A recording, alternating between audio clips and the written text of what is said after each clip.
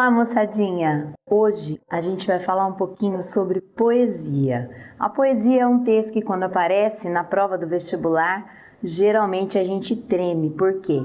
Porque a gente não é muito acostumado a ler poesia no nosso cotidiano. A gente curte mais aquele texto narrativo, né? Estamos também acostumados com a dissertação, mas a poesia, ela faz parte, ela é linda e ela é um texto que tem várias facetas, então a gente precisa aprender a olhar para a poesia. Então hoje a gente vai falar sobre como ler os textos poéticos. Para a gente começar a explicar um pouquinho sobre a poesia, a gente vai voltar lá na Grécia. Quem criou esse formato de texto que hoje a gente chama de poesia, né, que não são escritas em linhas, mas sim em versos, né, que não tem parágrafos, mas sim as estrofes. Então, quem criou isso foram os gregos. Os gregos queriam um tipo diferente de texto para que esse texto fosse arte.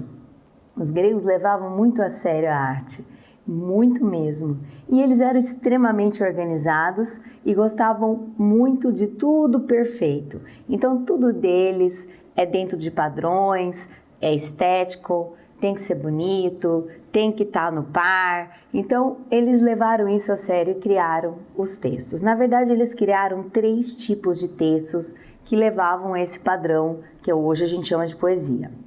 Naquela época, foi chamado de gênero épico, o primeiro tipo de texto. Essa poesia era uma poesia que vinha para contar uma história. O gênero épico, o nome épico vem de epopeia, que em grego quer dizer um texto de longo fôlego, ou seja, um texto bem grande.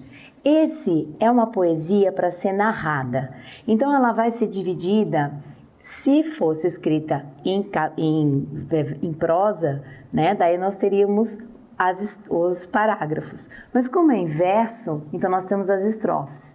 E aí, como ela vai formar uma história muito longa, a gente não pode falar que são divididas em capítulos, mas sim em cantos. Então, as epopeias são histórias longas, são poemas longos que contam uma história e são divididas em cantos.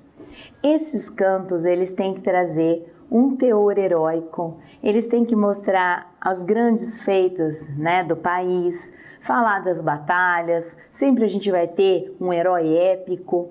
Então, esse gênero é um gênero muito difícil, na época, muito difícil de ser produzido, tanto que os gregos fizeram só 2. Nós temos Ilíada e Odisseia, que foram escritas por Homero. Depois, né, quando os romanos invadiram a Grécia, dominaram a Grécia e vão trazer a cultura grega para eles, eles também vão produzir uma Odisseia. E quem vai produzir essa Odisseia é o romano Virgílio e a Odisseia chama-se Eneida. E essas 3 Odisseias foram produzidas então na Antiguidade. Na atualidade, na verdade, dentro, né, do que a gente chama de período moderno, no século XVI, Luís de Camões, em Portugal, produziu uma epopeia escrita toda em língua portuguesa chamada Os Lusíadas. Então, só para retomar, gênero épico é a poesia que foi feita para narrar. Mas os gregos também gostavam muito de teatro, eles gostavam de encenar e, na verdade, eles não tinham um formato específico. Eles faziam festivais, usavam máscaras e fantasias e celebravam a vida e tudo mais. E aí começa então a surgir alguns personagens que falavam nesses festivais. E daí nasce o gênero dramático, que era uma poesia escrita, feita para ser encenada. O gênero dramático deu origem hoje ao teatro, a que a gente vê as minisséries. Então, o gênero dramático lá na Grécia era todo escrito em poesia, mas eram poesias feitas para serem encenadas. As mais famosas que nós temos na Grécia são Édipo Rei, que foi escrita por Sófocles. Nós temos 7 contra Tebas, que foi escrita por Ésquilo. E nós temos As Vespas, que foi escrita por Aristófanes. Ainda na Grécia, nós temos um outro tipo de poesia, que era a poesia que era feita para ser cantada. Essa poesia era a predileta deles, porque ela era acompanhada geralmente das liras, que são os instrumentos musicais antigos semelhantes às harpas, são dedilhados e tem um som bem gostoso, bem suave. Então eles gostavam muito dessas poesias cantadas e por causa da lira, esse gênero ficou chamado de gênero lírico. Então as poesias líricas eram as poesias cantadas. As poesias líricas são as que mais se aproximam do que a gente hoje chama de poesia. Então, quando a gente vai estudar poesia, quando a gente vai estudar um texto poético, a gente vai estudar um texto escrito em versos, em estrofes, com rimas, mas hoje eles não são mais cantados.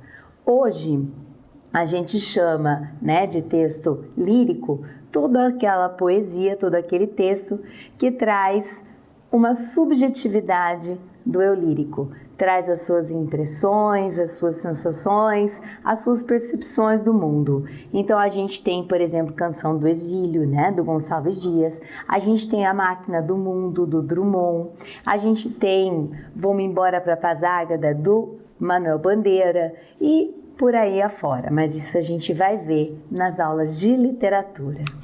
Bom, falando um pouco mais sobre poesia. A poesia é dividida em versos e a gente pode classificar o número de versos dentro de uma poesia. Geralmente, as poesias elas vão ter entre 10 e 12 versos, as mais comuns, e os sonetos nós temos 14. Mas depois, no modernismo, a gente vai ter as poesias pílulas, que vão ter 3 versos, e assim, esse formato, depende da época, a gente vai encontrar um padrão estético rigoroso ou um padrão estético mais livre. Mas existe uma nomenclatura quanto ao número de versos, e a gente chama isso de versificação.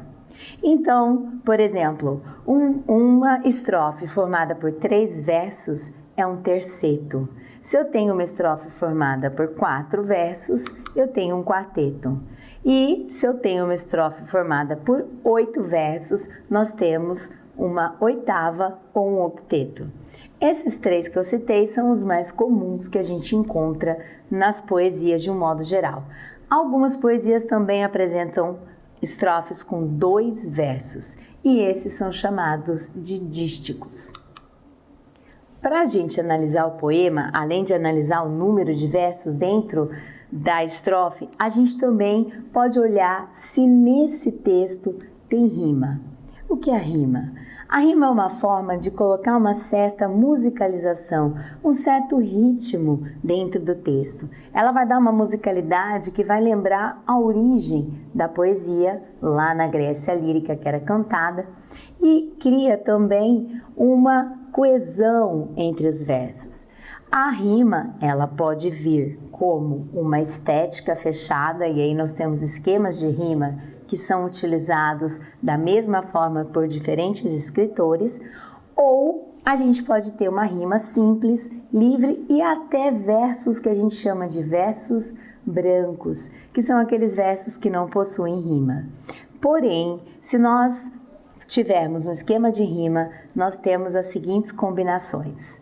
Nós temos as rimas alternadas e ou cruzadas, que são aquelas em que você tem geralmente 4 versos e o primeiro rima com o terceiro e o segundo rima com o quarto, por exemplo. Então as rimas estão alternadas ou cruzadas. Nós também podemos ter um esquema de rimas chamado de rimas emparelhadas ou paralelas, que é quando você, com 4 versos, por exemplo, você rima o primeiro e o segundo e depois o terceiro e o quarto, formando assim paralelas de rimas. Nós temos também as chamadas interpolares ou opostas. Essas rimas, elas acontecem gerando uma rima paralela no centro da estrofe. Então, se nós tivermos 4 versos, a gente vai rimar a primeira com a quarta e as duas do meio, a segunda e a terceira, vão fazer uma paralela. E aí essas duas da ponta a gente chama de rimas opostas ou interpoladas. Às vezes, a gente tem um esquema de rima, por exemplo, a gente pega um soneto que possui 4 estrofes e a gente pode ter um esquema de rima ali continuada ou um outro tipo de texto que apresente só estrofes de 4 versos e você tem sempre o mesmo esquema. Por exemplo, alternadas, alternadas, alternadas, alternadas o tempo todo. Então, quando acontecer isso, a gente diz que as rimas seguem um esquema de rimas continuadas. Mas, no soneto, por exemplo, normalmente a gente vai ter uma mistura dessas combinações, né? Então, geralmente, nos quartetos, a gente vai ter aquele esquema de rimas cruzadas ou alternadas e já nos tercetos a gente vai ter as paralelas e às vezes as opostas. Então aí a gente vai ter vários esquemas de rimas juntos e aí a gente chama isso de rima mista, tá? É facinho, é só ir gravando o nome. Bom, a gente também pode classificar as rimas olhando a palavra que o poeta utilizou. O poeta, muitas vezes, ele utiliza palavras, ele precisa trocar as palavras para ter uma sonoridade igual. E aí, ele vai buscar sinônimos. Então, esses poetas, eles são realmente artistas porque, além de criar rima, eles se preocupam também, às vezes, com a morfologia. A morfologia, entrando um pouquinho na gramática, é aquela parte do texto, né, da gramática que estuda os grupos de palavras afins. Então, temos o grupo dos substantivos, que dão nome aos seres, o grupo dos adjetivos, que dão qualificações aos seres, e assim por diante. A gente sabe, e a gente vai ver também na aula de morfologia, que algumas dessas classes não são compatíveis. Por exemplo, os substantivos jamais são compatíveis com os advérbios, porque os advérbios são invariáveis e o substantivo exige que quem estiver junto dele faça essa variação também. Então, para o poeta fazer uma rima muito legal, ele vai seguir esse padrão morfológico dentro da rima.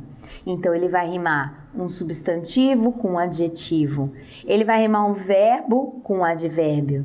E aí, nessa brincadeira, a gente vai ter a chamada rima rica, porque além de dar sonoridade, ela também vai oferecer para você essa brincadeira morfológica. Então, ela está morfologicamente correta e está compatível com a questão fonética. Nós temos também, se o poeta não quiser, ele pode usar palavras da mesma classe. Por exemplo, rimar um substantivo com um substantivo, um adjetivo com um adjetivo. Mas aí a gente classifica essa rima de mesma classe de rima pobre, porque ele não fez essa brincadeira morfológica entre as palavras.